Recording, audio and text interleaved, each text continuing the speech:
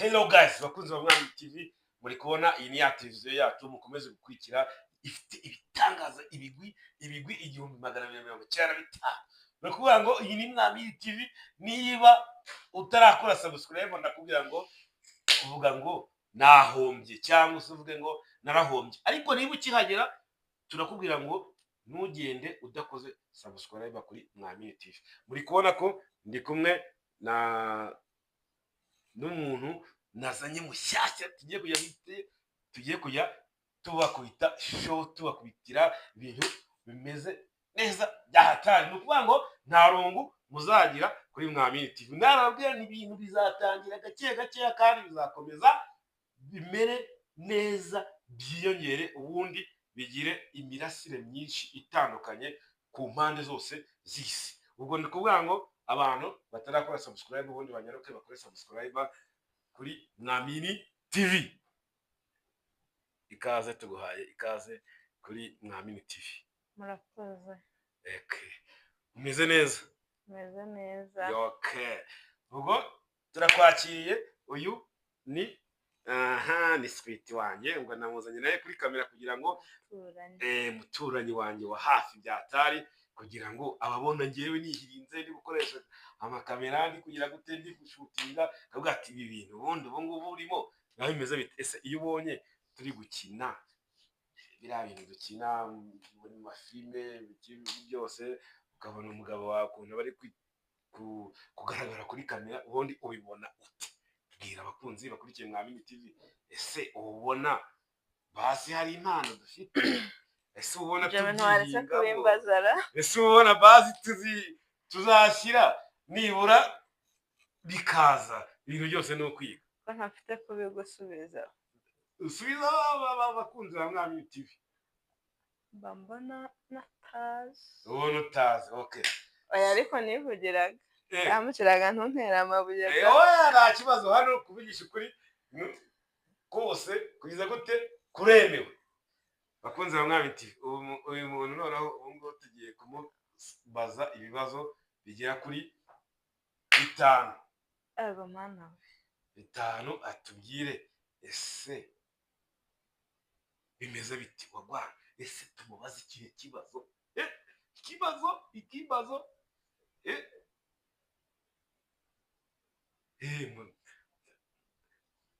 nese televiziyo yacu uri kubona imeze ute? Kurikije ukuntu wumva uyibona, ukuntu nyine imeze, uyibona televiziyo yacu imeze ute? Ubona bizaza. Ubona bizaza. Wow.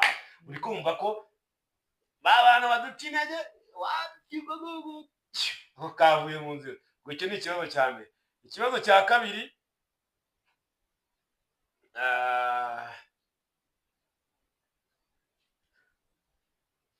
akarere ka Muhanga kabangikanye n'uturere tungahe? Umuntu akanyuramo ageze mu turere tungahe? Ajya hava he? Oya nyine ajya he ava he? Cyamurani gaturanye n'utuhe turere? Akarere ka Muhanga. Kamonyi, Ruhango, Karongi, Rubona Ngororero. Mutwumvire uyu muntu. Akarere ka Muhanga kumbi ko kazi. Karongi, Ruhango, Kamonyi. Cyarangiye. Ikibazo cya kabiri ngo abakunzi ba Mwami TV bazakosora niba byakunze cyangwa bitakunze. Ikibazo cya gatatu kiragira kibaza ngo akarere ka Ruhango gafite imirenge ingahe? Wimbaza ibyo bintu byose. Ikibazo cya utagaragaza ko ntize geography. Ikibazo cya kane kiravuga ngo ngiye kuvuga ijambo urisubiremo.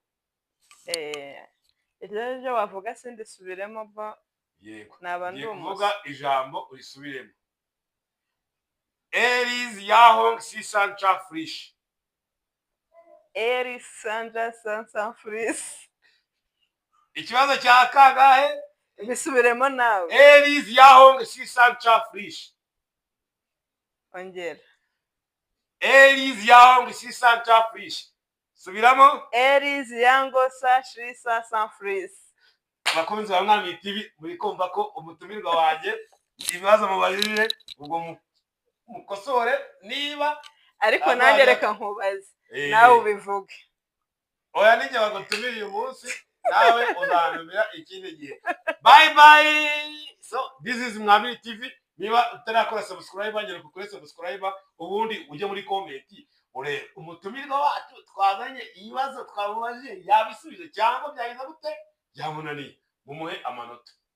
Turi gukorera amanota kuri 20. Ese afite amanota angahe? 19 yibura. Afite amanota angahe? Ntekereza ntayajyamo.